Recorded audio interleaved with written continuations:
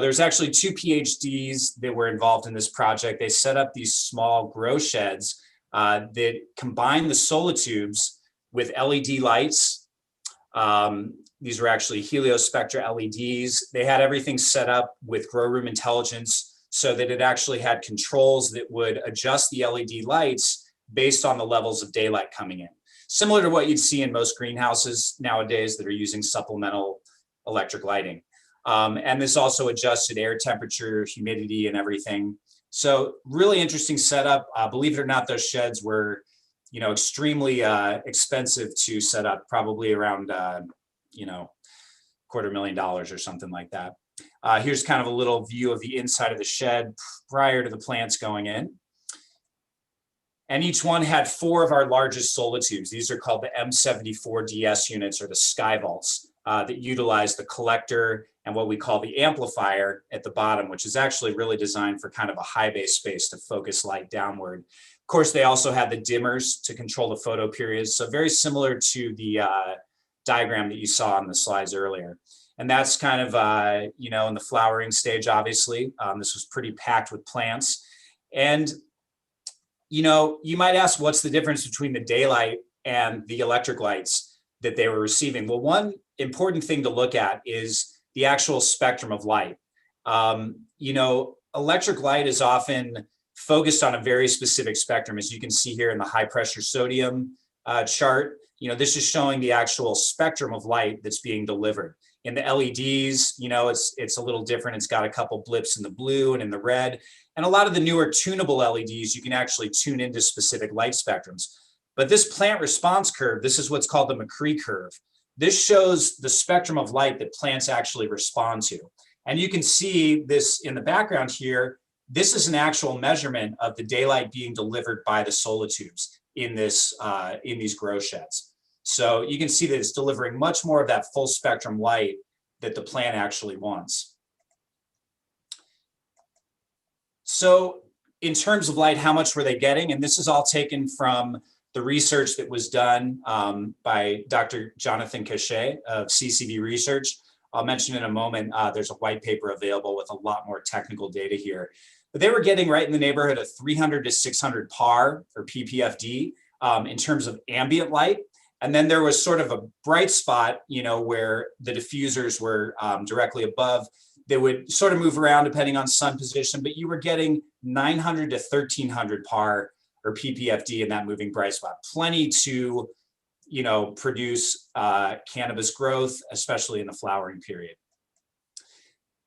Now, how much electric light were they saving? These are some diagrams that I've taken from the white paper that's available. A lot more technical details and data in the white paper. It's about 20 pages, and you guys can certainly download that and read through the whole thing. But you can see on a sunny day, LED lights come on in the morning, and then they're basically off the majority of the day till the early evening. Towards sunset, the LEDs come back on to get that full 12-hour light period. On a cloudy day, you might need to use, the LEDs a little bit more, depending on sky conditions. And remember, they had controls in this in these rooms, so that they were actually adjusting the LED lights based on the actual sunlight levels as they were coming through. On an overcast day, obviously, you've got to use the LED lights more. So obviously, this is not a replacement for LED lights. It's just a way to displace the LED lighting. You can see down here, this goes through some of the actual harvests in terms of energy used and in terms of yield. They obviously, started getting a lot better as they cycled through multiple harvests. They started improving their quantity that they would get. But it's also really telling to look at, the grams per kilowatt hour stats. That's pretty unbelievable. Other than a greenhouse, in an actual indoor grow environment, usually don't see that kind of productivity. Some pictures from some of the harvest, just to see the quality of the plants. How about them trichomes, right? Plants love sunlight. So the white paper is available for download, written by Dr. Cachet. I believe Anthony has a copy as well that he can share with you guys. And I want to show you a couple other projects. That original project there was done around 2015 to 2017. This one was from about 2018. This is actually an indoor hemp farm out in Arkansas. It was an old medical research facility built in the 70s. It was retrofitted with 111 Solatubes. Again, our SkyVault M74 DS unit, the largest Solatubes. The first room they used what we call collectors. Now that really helps capture that low angle sunlight. The subsequent rooms, they didn't use the collectors. They just relied more on the sun's natural angle. They used what we would call the SkyVault base units that you can see there. You can see when these pictures were taken, it was a fairly overcast day. Inside of the room, these are the plants. And again, this was a medical research facility that was retrofitted. So this is a building that's about 50 years old. And you know, quite the density in terms of how close together they are. They're about 5 foot on center. You know, normally in say a warehouse or a manufacturing environment, we would see these units probably 25 foot on center as far as spacing. So, you know, obviously in a grow environment, you really need to maximize that sunlight to deliver it to the plants. So no LED lights on in these pictures. These are hemp plants, and they're really breeding them for seeds and clones. So they were actually stressing the plants when these pictures were taken to produce the hardiest plants.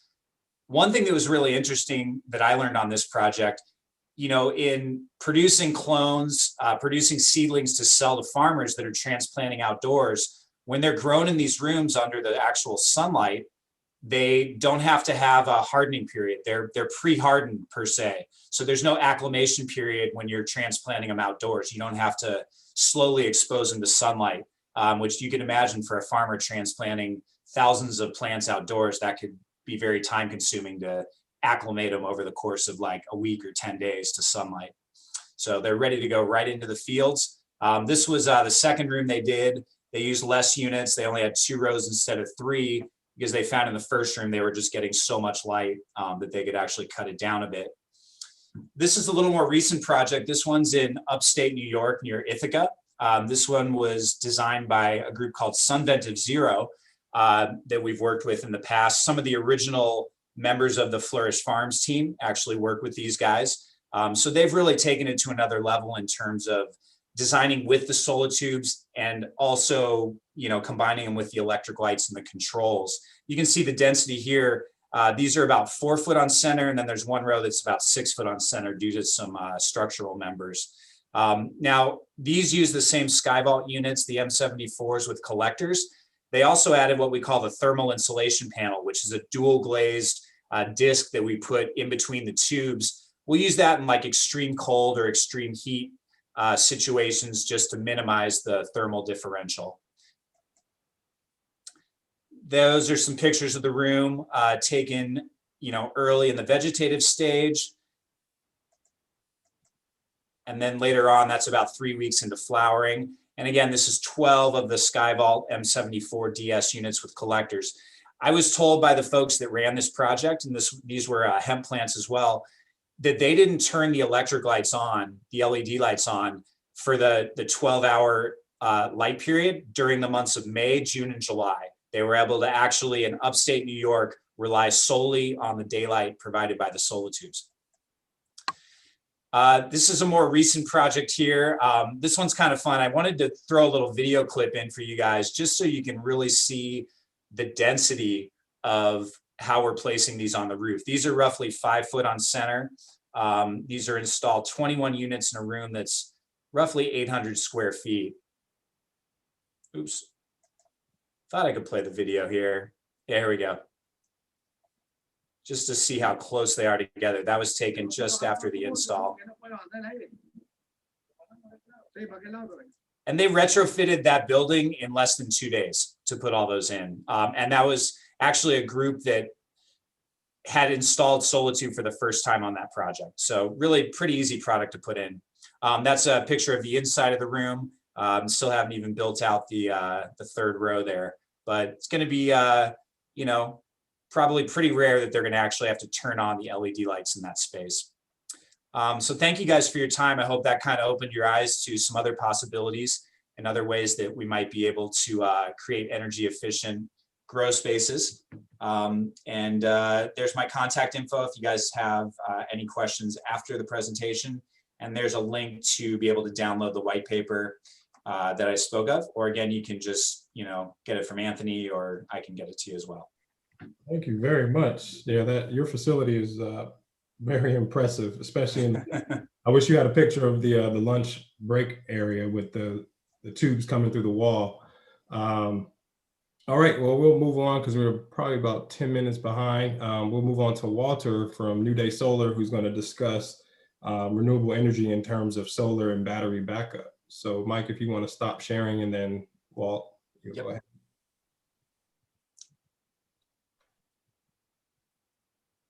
Okay, I want to thank everyone again. Winston, congratulations on your 6-year anniversary. Thank you. Mike and Ryan, absolutely fantastic. I think a large portion of what everyone who either has a facility and or is planning is to make sure that we are trying to incorporate as many of these high-tech solutions that make the most sense to keep operational costs at an absolute lowest. I'm going to spend a little bit of time really more talking about the concept of why solar and batteries make sense for an indoor grow facility. We are, primarily based out of Southern California. We have been around for 32 years. We've been doing solar and battery backup for that entire period of time. We have a wide variety of clients, from really the sublime to the ridiculous. There's not much we can't do. The big thing, and we'll go through this, I'll share my screen in a second, is understanding what you need to do. This is something where it's, solar is not voodoo, but most people just simply don't know where to start, whether you're talking about a home, a commercial business, a grow facility, or a grid-tied structure. So we'll talk a lot about that. There is so many things to consider. I'm going to hit mostly on high-level points today. Anyone who wants additional information that we can't answer, reach out to me after the fact, and we're happy to go through individual examples of what your specific facilities may need. I've got small farms in California to grow pods in northern Maine that I've worked on. Solar always works, it really does. I'm going to share my screen. And the speakers, if you could put your contact information in the chat for everybody.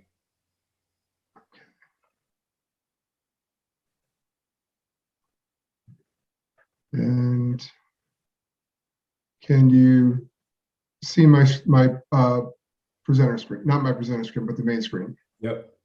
Okay. New Day Solar is a family-owned company. We've been around since 1988.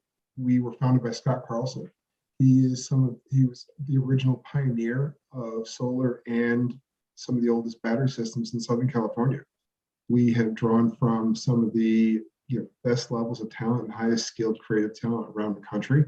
And we try to do something that is different than a lot of other solar contractors. We try to make sure that we are doing the best we can to not only provide you with a great product, but improve the quality of everything that we are doing for people and our future going forward. We throw around the words sustainability. Sustainability is a relatively new concept, really, where it's how do we get what we need and provide that for us and our facilities today without impacting future generations. And solar, like the previous two panelists have talked about, solar has a heavy, not solar, but cannabis has a heavy carbon impact. We can reduce that. We can change that. So why are we here today? One is cost control. Two is resiliency, sustainability, and then incentives as far as how do we actually pay for this type of project. This is probably one of the more expensive parts of setting up a grow facility. When we talk about cost control, if you look at the single largest expense in any indoor grow facility, it is going to be your electric bill. One of the biggest things that we look at is if we can reduce the cost of energy, you have more profit and better margins. Understanding your electric bill and doing an electric bill audit is probably one of the most confusing things to most people. If you open your traditional electric bill, it's tough to read. You open a commercial electric bill, you need a PhD to understand what the utility companies around the country are doing.